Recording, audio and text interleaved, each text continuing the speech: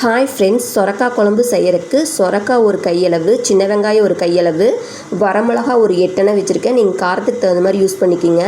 தக்காளி ஒரு மீடியம் சைஸில் ஒன்று எடுத்து வச்சுருக்கேன். தாளிக்கிறதுக்கு சின்ன வெங்காயம், கருகாப்பில், 100 கிராம் அளவுக்கு கொத்தமல்லி பொடி, சீரகம் ஒரு 1/2 டேபிள் ஸ்பூன் எடுத்து வச்சுருக்கேன். இப்போ வடைச்சட்டி வச்சு ஆயில் ஊற்றிக்கிங்க. ஆயில் நல்லா காஞ்ச வினாடி சின்ன வெங்காயத்தை போட்டு நல்லா வதக்கிக்கோங்க. கருகாப்பில் போடுங்க. கருகாப்பில் சின்ன வெங்காயம் போட்ட பின்னாடி வரமிளகா போட்டுக்குங்க. மிளகா போட்டது நல்லா வதக்குங்க. இப்போ சீரகம் கொஞ்சம் போட்டுக்குங்க. நல்லா வதக்குங்க. நல்லா வதங்கணும்.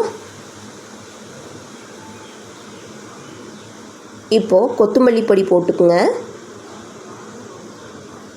கொத்தமல்லி பொடி போட்டு ஒரு 3 மினிட்ஸ் நல்லா வதங்கணும்.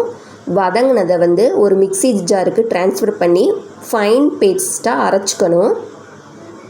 இப்போ வடைச்சட்டி வச்சு ஆயில் விட்டு கடுகு போட்டுக்குங்க. தாளிப்பு வெங்காயம், தக்காளி எல்லாம் போட்டு கருகாப்பிலையும் போட்டு நல்லா வதக்கிக்கோங்க.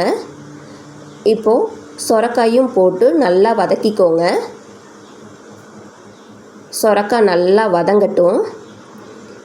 சொரக்காய் நல்லா வதங்குனா அதில் இருக்கிற ஜூஸ் குழம்புல நல்லா இறங்குச்சுன்னா குழம்பு ரொம்ப டேஸ்ட்டாக இருக்குங்க. இது பொள்ளாச்சி ஸ்டைலில் வைக்கிற குழம்புங்க. இதை ட்ரை பண்ணி பாருங்கள்.